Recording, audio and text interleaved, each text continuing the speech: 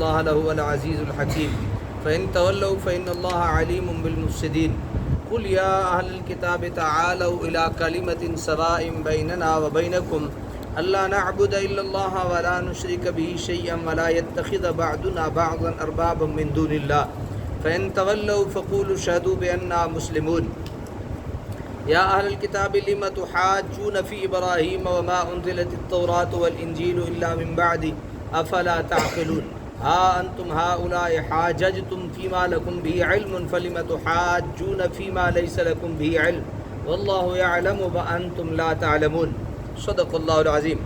آیت نمبر 61 سے لے کر آیت نمبر 66 تک آج انشاءاللہ تعالی العزیز ہم سبق سیکھیں گے انشاءاللہ۔ ان ھذا لہو القصص الحق، بے شک یہی ہے سچا واقعہ، وما من الہ الا اللہ، اور نہیں کوئی معبود سوائے اللہ کے، وان اللہ لہو العزیز الحکیم، بے شک اللہ ہی غالب ہے اور حکمت والا ہے۔ فإن تولوا فإن اللہ علیم بالمفسدین، پھر اگر وہ منہ پھیریں فإن اللہ علیم بالمفسدین، تو اللہ تعالیٰ خوب جاننے والا ہے فساد برپا کرنے والوں کو۔ قل یا اہل کتاب تعالوا، میرے نبی آپ کہیے اے اہل کتاب آؤ، الی کلمۃ سواء بیننا و بینکم، ایک بات کی طرف جو یکساں ہے ہمارے اور تمہارے درمیان۔ وہ کیا ہے؟ اللہ نعبد الا اللہ، وہ یہ ہے کہ ہم نہ عبادت کریں کسی کی سوائے اللہ کے، ولا نشرک بہ شیئا، اور نہ شریک ٹھہرائیں اس کے ساتھ کسی چیز کو، ولا یتخذ بعضنا بعضا اربابا من دون اللہ، اور نہ بنا لے کوئی ہم میں سے کسی کو رب اللہ کے سوا۔ فإن تولوا، پھر اگر وہ روگردانی کریں، فقولوا اشہدوا بأننا مسلمون، اس سے تو تم کہہ دو گواہ رہنا اے اہل کتاب ہم مسلمان ہیں۔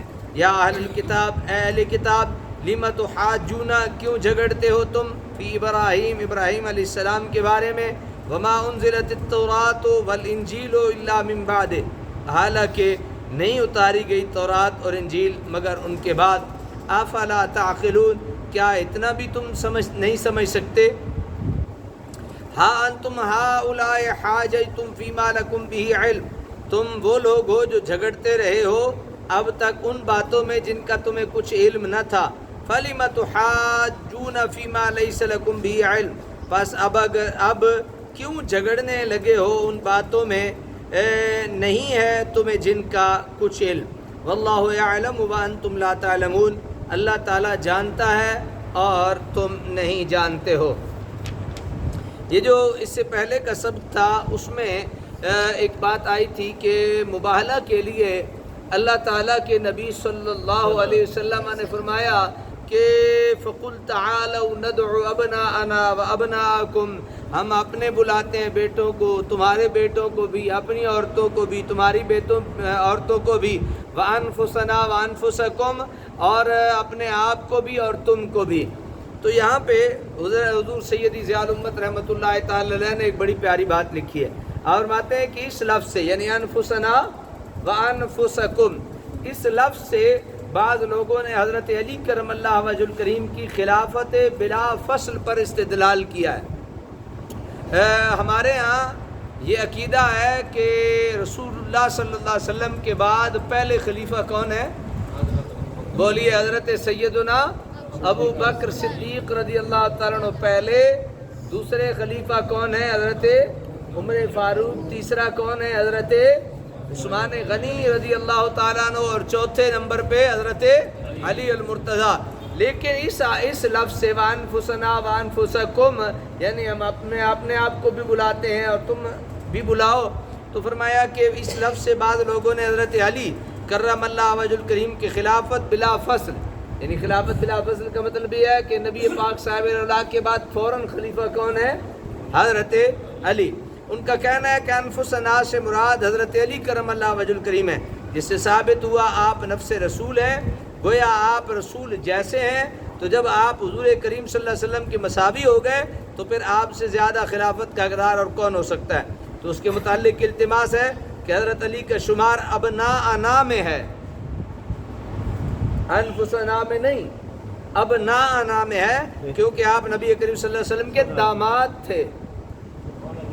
کیا تھے؟ یہ داماد کو بیٹے کا رتبہ دیا گیا ہے. یہ تو انہوں نہیں پہ آخدہ. ویسے قرآن نازل تو ہمارے لیے ہوا ہے لیکن ضروری تو نہیں بندہ ساری گلیں مان لے. پھر پیچھے کہہ رہا کہ بندہ داماد کو دھونس داسلی نہ دے سکے, اس کو اپنا بیٹا بنا لیا تو پھر دھونس داسلی. بہرحال بہت ساری بات. اور داماد کو بیٹا کہا جاتا ہے. اور اگر انفسنا میں ہی شمار کریں تو عینیت اور مساوات کہاں سے ثابت ہوئی؟ کہاں سے ثابت ہوتا ہے کہ رسول اللہ کے برابر ہو گئے؟ کیونکہ یہ لفظ تو ان لوگوں کے لیے بھی استعمال ہوتا ہے جو قریبی رشتہ دار یا دینی اور قومی بھائی ہوں. جیسے یخرجون انفسہم من دیارہم, وہ اپنے نفسوں کو یعنی اپنی قومی بھائیوں کو ان کے وطن سے نکال رہے تھے. یعنی مثال دی نا, ایک آیت کی مثال دی. دوسرا وَلَا تُخْرِجُونَ أَنفُسَكُم مِّن دِيَارِكُمْ, تیسری مثال دی ثُمَّ أَنتُمْ هَؤُلَاءِ تَقْتُلُونَ أَنفُسَكُم. ان سب آیات میں, ان کے علاوہ متعدد اور دیگر آیات میں انفس کا لفظ دینی اور قومی بھائیوں کے لیے استعمال ہوا ہے. سمجھ آ گئی نا؟ آگے چلتے ہیں. ان هذا لهو القصص الحق, بے شک یہی کیا ہے؟ سچا واقعہ ہے. ان حکایات اور تفصیلات کے بعد اس آیت میں ان سب کا حاصل بیان فرما دیا کہ اللہ تعالیٰ کے بغیر کوئی خدا اور معبود نہیں. جو کسی مخلوق کو خدا یا خدا کا بیٹا تسلیم کرتا ہے وہ راہ راست سے کیا ہو گیا؟ بھٹک گیا. وما من الہ الا اللہ ان اللہ لہو العزیز الحکیم. فإن تولوا فإن اللہ علیم بالمفسدین. کلمہ سے مراد یہاں لفظ مفرد نہیں بلکہ جملہ مفیدہ ہے. یعنی اللہ نعبد الا اللہ, اللہ نعبد الا اللہ. اور یہ استعمال عام ہے. اور اس سے معلوم ہوا کہ حضور سراپہ نور صلی اللہ علیہ وسلم کوئی نئی دعوت, کوئی نرالا دین لے کر نہیں آئے تھے, بلکہ حضور اکرم صلی اللہ علیہ وسلم بھی اسی توحید کے داعی بن کر تشریف لائے تھے جس کی دعوت ہر نبی نے دی. اس آیت سے یہ بھی واضح ہو گیا کہ انسانیت جو آج مختلف اور مخالف گروہوں میں بٹ کر رہ گئی ہے, جس کے باعث گلشن ہستی جہنم زار بن گیا ہے, اس کے اتحاد کی حقیقی اور محکم بنیاد عقیدہ توحیدی ہے جو دنیا کی ساری حقیقتوں سے واضح تر اور روشن ترین حقیقت ہے. اور حضور صلی اللہ علیہ وسلم اس پلیٹ فارم پر جمع ہونے کے لیے اہل کتاب کو دعوت دی ہے. امام ترمذی نے حضرت عدی بن حاتم سے نقل کیا ہے, جب یہ آیت نازل ہوئی تو میں نے بارگاہ رسالت مآب میں عرض کیا, رسول اللہ ہم ان کی عبادت تو نہیں کیا کرتے تھے. تو حضور نے فرمایا کیا ایسا نہیں تھا کہ وہ جس حلال چیز کو چاہتے حرام کر دیتے اور جس حرام چیز کو چاہتے حلال کر دیتے اور تم ان کے ہر حکم کی پیروی کیا کرتے؟ میں نے عرض کیا ہاں ایسا تو ہم کیا کرتے تھے. تو حضور صلی اللہ علیہ وسلم ہوا ذاکا, یعنی اللہ کے حکم کے بغیر کسی حلال کو حرام کرنے کے کلی اختیارات سونپ دینا ہی تو اس کی عبادت کرنا ہے اور اس کو رب بنانا ہے. اگر کوئی شخص کسی کے متعلق یہ عقیدہ رکھے کہ وہ شریعت کے حلال کردہ چیزوں کو حرام اور حرام کردہ چیزوں کو حلال کر سکتا ہے تو وہ بھی اسی توبیق کا مستحق ہے. وہ بھی کیا ہے؟ اسی جھڑک کا. یعنی یہاں پہ کیا کیا گیا ہے؟ جھڑکا گیا ہے. تو فرمایا وہ بھی اسی جھڑک کا کیا ہے؟ مستحق ہے. یہ جو آیت ہے نا وَلَا يَتَّخِذَ بَعْضُنَا بَعْضًا أَرْبَابًا مِّن دُونِ اللَّهِ, اور نہ بنا لے ہم میں کوئی بھی کسی کو رب اللہ کے سوا. یہ اس آیت کے بارے میں یہاں حضرت عدی بن حاتم فرمایا یا رسول اللہ ہم اللہ کو تو خدا مانتے تھے. فرمایا پھر رسول اللہ نے بتایا کہ اللہ کو تو خدا مانتے تھے لیکن وہ اللہ کی حلال کردہ چیزوں کو حرام اور حرام کردہ چیزوں کو کیا کر دیتے تھے؟ حلال کر دیتے تھے.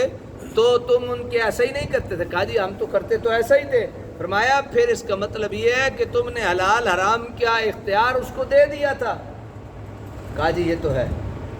فرمایا کسی کو حلال اور حرام کا اختیار دے دینا ہی کیا ہے؟ کسی کو رب بنانا ہے. تو یہ بیان فرما دیا. ہم ڈاکٹر کی بات مانتے ہیں. کسی کے ذہن میں یہ سوال جا سکتا ہے کہ ڈاکٹر بھی تو منع کر دیتا ہے کہ یہ نہ کھاؤ, یہ نہ پیو, تو پھر اس کا مطلب یہ ہے کہ ہم ڈاکٹر کا کہنا نہ مانیں. شوگر والا ہے تو دبا کے میٹھا کھائے, ہم اس کو خدا نہیں مانتے، ہم حلال چیز کو حرام نہیں سمجھتے، نہ حرام چیز کو حلال سمجھتے ہیں۔ کوئی بندہ ہے آج کل، ویسے میں نے تو اس کا تحقیق نہیں پڑھی، پتہ نہیں کسی نے پڑھی ہو، آپ میں سے تو میں نہیں بتا سکتا۔ جناب کھانسی لگی ہو نا، جسے کالی کھانسی کہتے ہیں، جناب اس کا علاج یہ ہے کہ تھوڑا سا شراب کا گھونٹ لے لیا جائے،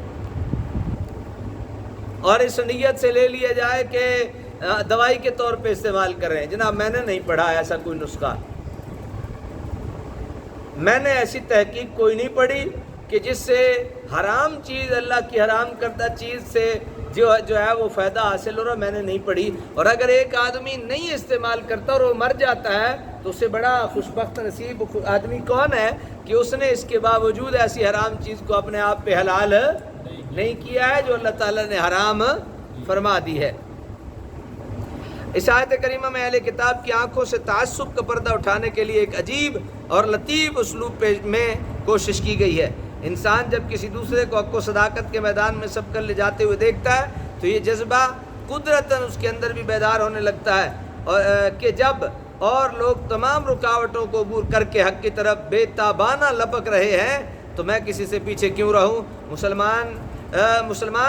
مسلمانوں کے اس اعلان سے یہود و نصارہ کے دل میں بھی یہی جذبہ پیدا کرنا مقصود تھا۔ بیان ہوا نا، فَإِن تَوَلَّوْا فَقُولُوا اشْهَدُوا، اگر منہ پھیر لیں تو تم پھر بھی گواہی دو کہ ہم کیا ہیں، مسلمان ہیں۔ اہل کتاب تھے، اہل کتاب کو مخاطب کیا گیا اور اہل کتاب کو بتایا گیا کہ ہم اور تم اس بات میں برابر ہیں کہ تم بھی یہ کہتے ہو اللہ نعبد الا اللہ، ہم بھی یہ کہتے ہیں اللہ نعبد الا اللہ۔ پھر ولا نشرک بہ شیئا، تم کسی چیز کے ساتھ شریک نہ ٹھہراؤ، کسی کو اپنا رب نہ بنا لو اللہ کے علاوہ۔ فإن تولوا، پھر مسلمانوں کو مخاطب کیا گیا کہ اگر یہ منہ پھیر لیتے ہیں تو فقولوا اشہدوا، تم یہ گواہی دو بأننا مسلمون، ہم کیا ہیں، مسلمان ہیں، ہم کیا ہیں، مسلمان ہیں۔ تو یہاں پہ اس آیت کریمہ سے یہ ان کے جو آنکھیں تھیں ان سے پردہ ہٹانا مقصود تھا کہ کچھ باتیں مان لینا اور کچھ نہ ماننا اس طرح تھوڑی مسلمان ہوتا ہے۔ مسلمان وہ ہوتا ہے جو اللہ کی ساری باتوں کو ماننے والا ہوتا ہے۔ پھر حضرت ابراہیم علیہ السلام کے فضائل و کمالات کے سب معترف تھے، سب اس پر متفق تھے کہ آپ کا دین ہی سچا دین ہے اور آپ کا راستہ ہی سیدھا راستہ ہے۔ اس لیے اپنے آپ کو سچے ثابت کرنے کے لیے یہودی یہ دعویٰ کیا کرتے تھے کہ حضرت ابراہیم یہودی تھے۔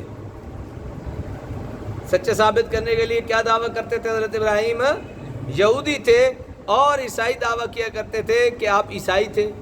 یعنی حضرت ابراہیم کے بارے میں یہودی کہتے یہودی تھے، عیسائی کہتے عیسائی تھے۔ ان کے اس غلط دعویٰ کا بطلان کیا جا رہا ہے کہ یہودیت اور عیسائیت بعد کی پیداوار ہے، یہودیت اور عیسائیت بعد کی پیداوار ہے، حضرت ابراہیم کا زمانہ تو صدیوں پہلے کا ہے۔ اب ایک جب یہودیت اور نصرانیت کا وجود ہی نہ تھا، اس لیے ان کو یہودی یا عیسائی کہنا کہاں کی دانش مندی ہے۔ جی